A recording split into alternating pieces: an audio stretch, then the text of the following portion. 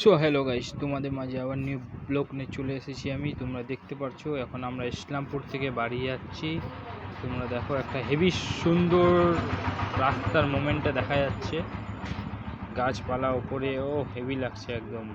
Bike নিয়ে যাচ্ছি guys আমরা এখন আমাদের। তো গাইস তোমাদেরকে এখন আমি সামনের ব্যাকগ্রাউন্ডটা দেখাচ্ছি। দেখো ব্যাকগ্রাউন্ডটা দেখো, একদম মনে হয় যে কোন দার্জিলিং শহরে চলে এসেছি। দেখছো হেভি সুন্দর একটা ব্যাকগ্রাউন্ড মনে হচ্ছে।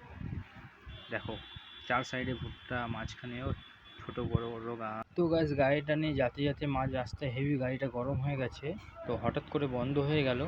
তাই আমি একটি জায়গায় বসে গেলাম গাড়িটা স্ট্যান্ড করে। তো অল্প গাড়িটাকে রেস্ট দিচ্ছি আমরা এখন। আমি অল্প রেস্ট করছি, আবার স্টার্ট করার চেষ্টা করব।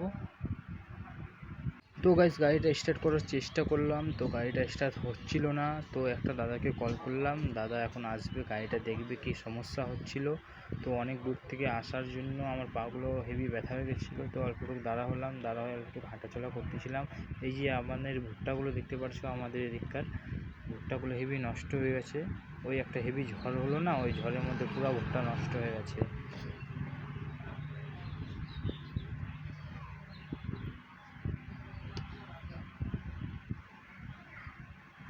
তো গাইস গাড়িটা ঠিক হয়ে গেছিলো। তো একটা মাসির বাড়ি আসছিলাম, তো আমার আসতে অল্প দেরি হয়ে গেছে। তো মাসি এক জায়গায় কোথায় জন্য গেছে, তো একটি ছোট ভাইকে বললাম ডাকতে, তো উনি দেখতে গেছে, কিছু পয়সা নিতে আসছিলাম।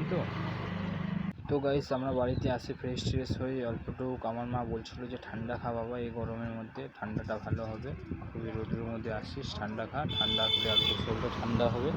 তো ঠান্ডা খেতে খেতে গাইস, তো আমার মাকে একটা কথা বললাম। তো মাকে বললাম, মা ঠান্ডা তো খেয়ে নিলাম, ঠান্ডাটার পয়সা কে দিবে? তো মা বললে আমার বাবা দিবে। আমি তোমার বাবাকে? বলছে তুমি। তো পয়সাটা নাকি আমাকে দিতে হবে। তো তার জন্য আমার মা হেভি হাসতেছে কথাটা শুনে, তোমরা দেখতেই পারছো।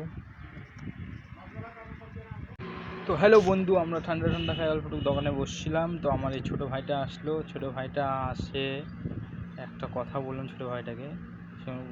বললাম যে बउआ भाभी का दूध पीछे गाल तो एकदम मोटा मोटा हो गया रे बाबा। তো এই কথাটা শুনে ছেলেটা খুবই হাসতেছিল।